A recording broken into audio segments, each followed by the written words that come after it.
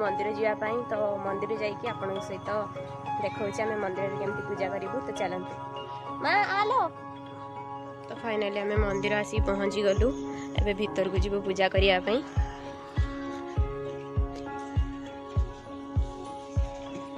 आज कौन मंदिर एते भीड़ भी नहीं।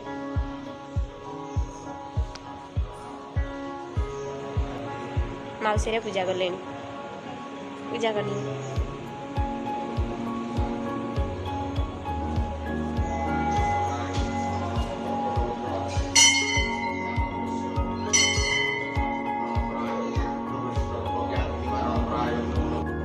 तो फाइनली आम पूजा सरीगला।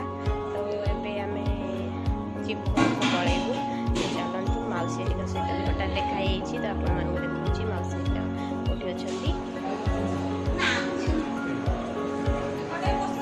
मौसी कड़े गले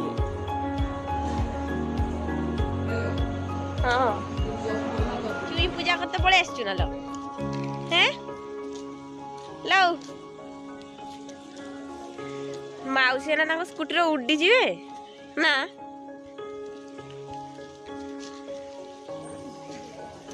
आले मौसी कौन कर हाँ हाँ। तो फाइनली हमारे पूजा भी सरला। एबे मो मौसी भी एपटे गाड़ी स्टार्ट कर सले जीवाई पूरा आम ए स्टार्ट करूँ जीवु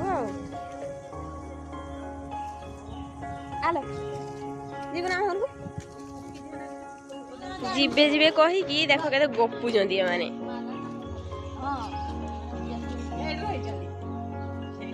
चलो ना।